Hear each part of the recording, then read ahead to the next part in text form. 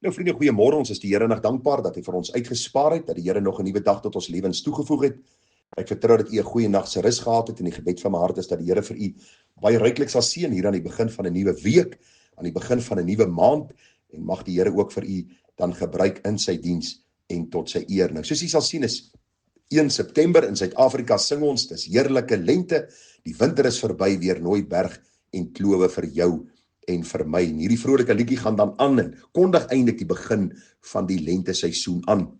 Nou vriende, as ons kyk na die weerpatrone en ons kyk na wat die weerkundiges vir ons sê, die meteoroloë, en hoe hulle dan weer voorspellings doen, dan is baie mense vreesagtig vir die seisoene wat aanbreek en vir dit wat kom, en hulle luister baie graag na wat die ouens op sosiale media sê en die weervoorspellers sê, en dikwels verval hulle in vrees en hulle wonder watter nuwe ramp gaan ons tref in hierdie nuwe seisoen. En u sal sien die tema van vanmôre is El Nino of El Shaddai. En die rede waarom ek hierdie tema so geformuleer het is omdat daar so baie stemme na ons kant toe kom om vir ons te sê, luister, God is nie eintlik meer in beheer van die weer nie. Dis nou El Nino of dit is 'n La Nina of dit is een of ander weerpatroon wat eintlik ons wêreld beïnvloed, en is amper asof daar iemand van buitekant, 'n mag van buitekant af op die aarde, soos hulle nou noem, moeder aarde ingestel is om dit vir ons geweldig ongemaklik te maak.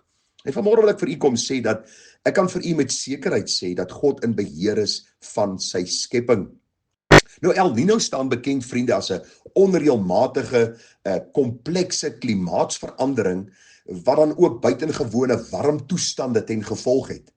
Dit sluit nou in die omkering van windpatrone oor die Stille Oseaan en dan waar dit buitengewone droogte in die Australiese gebiede dan veroorsaak en swaar reën in Suid-Amerika.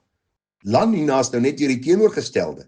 Dis nou koue temperature met sterker oostelike winde, en so sien ons verskillende name wat verskillende weerpatrone gegee word, en word ons gewaarsku dat as ons nie klimaatsverandering of aardverwarming stop nie, gaan die klimaat al hoe meer verander en die ramp gaan so katastrofies wees dat ons almal uitgewissel word. En vanmôre wil ek met u bietjie daaroor praat. Vriende, ons hoor al hoe meer van kinders van die Here wat praat van El Nino veroorsaak nou dit en La Nina veroorsaak dat, en ons praat van moeder aarde en ons praat van Kaapstad as ons moederstad, en ek weet nie waar al hierdie goed vandaan kom nie, behalwe dat dit deur sosiale media en wêreldse denke in die kerk en in die Christenhuis inkom, en ons begin dit maar gebruik in ons normale spreekwoord, in ons alledaagse gesprekke, so asof dit feitelik is, asof dit bewyste weerpatrone is, asof dit goed is wat mense dan ontdek het, wat nog nooit voorheen daar was nie, en asof God nie weet wat aangaan in sy skepping nie. Daarom vanmôre El Nino of El Shaddai. Kan die weerpatrone homself bepaal? Kan die weer op 'n manier op sy eie funksioneer? En die antwoord is 1000-maal nee. Vriende, El Shaddai, die almagtige God, is in beheer van sy skepping.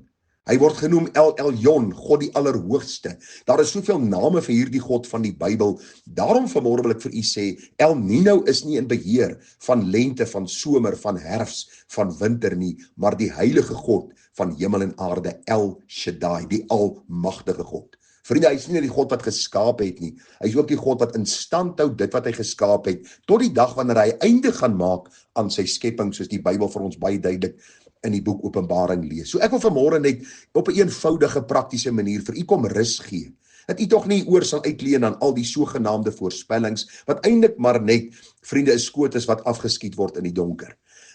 Om vir u te sê, moenie u ore te veel uitleen vir dit wat mense sê nie. God is in beheer van sy skepping. U moet onthou, die skepping is onderhewig aan die sondeval, so daar gaan sekere uiterste weerpatrone wees van tyd tot tyd. Daar gaan sekere natuurrampe wees van tyd tot tyd, want Romeine 8 leer vir ons baie duidelik dat die skepping verlang met reikhalsende verwagtinge na die openbaarmaking van God, wat ook hierdie skepping onderwerp het aan sy toorn en aan die vloek.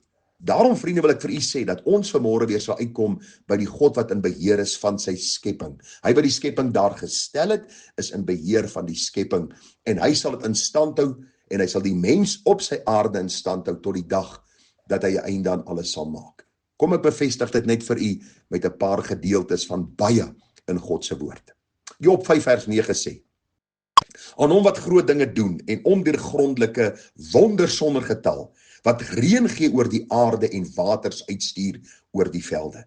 Maar vriende, ons hoor hoe hulle sê aardverwarming veroorsaak dat die ys nou geweldig smelt en vloede gaan kom. Dis nie waar nie.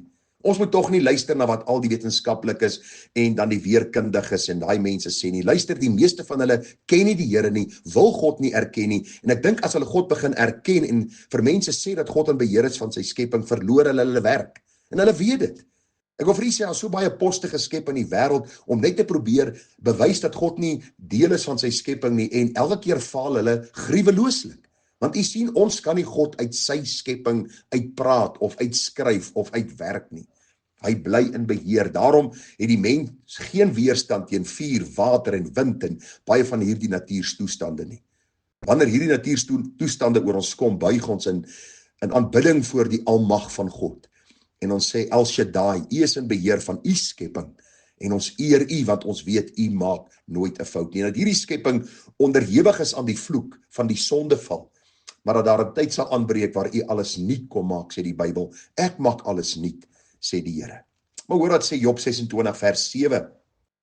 Voor hom, dus voor God, wat die noorde uitspan oor die chaos, wat die aarde ophang oor 'n niks, wat die water saambind in sy wolke sonder dat die wolkgevaarte daaronder skeer. Dink mooi by uself, as die reën val, daai wolk bo ons is tonne en baie keer duisende tonne swaar van al die massas reën wat in daardie wolk rond beweeg na verskillende plekke, en tog is God daarvan in beheer.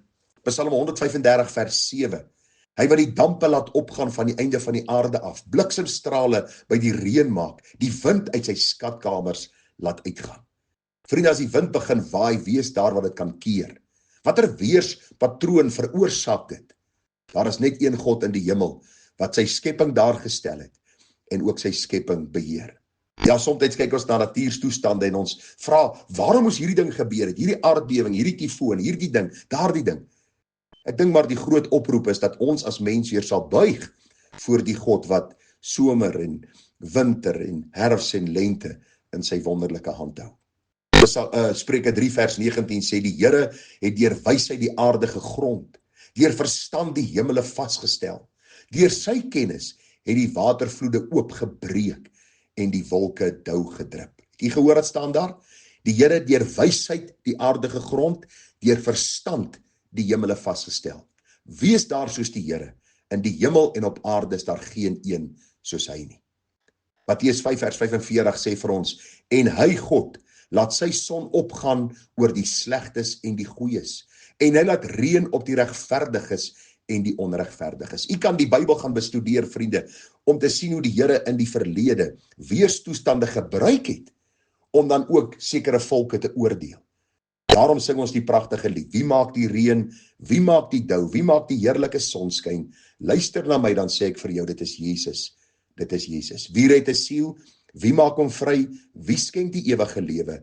Luister na my, dan sê ek vir jou, dit is Jesus, dit is Jesus. En ek vra vanmôre vir u, as u in paniek vasgevang is oor die volgende natuurramp wat miskien gaan kom, oor die sogenaamde verandering in die natuur, en die seisoen en die patrone van die wind en die weer en die reën en die haal ensovoorts, wil ek jou vra, neem jou toevlug na die Here, dat hy rus in jou hart vir jou sal gee. Want geen vrees, vriende, gaan die weer verander nie. Wat ons kan doen is om te buig voor God en vir hom te sê, Here, u weet wat ons nodig het. En ons vra gee vir ons berusting in u alleen wysheid, as almagtige God, dat ons op u sal vertrou, in die maklike en die moeilike tye, of die weerpatroon vir ons die mekaar lyk, dat ons sal weet, El Nino is nie in beheer nie, wetenskaplikes is nie in beheer nie, mense is nie in beheer nie, maar die God van hemel en aarde, hy is in beheer. En selfs dit wat mense probeer manipuleer, ook daarvan is God in beheer, en hy sal self op sy regte tyd 'n einde maak aan alles, en alles kom nuut maak soos hy beloof. Kyk, ek maak alles nuut, sê God. En dan sê die Bybel vir ons, dat ons sal vertrou op hom, en dat ons hom sal dien en sal volg, tot die dag, dat ons hom in sy heerlikheid sal sien soos hy is. Vriende, groete vir u, mooi dag, en hou u oë gefestig op Jesus, die leidsman en volëinder van u geloof. Groete, mooi dag verder, tada.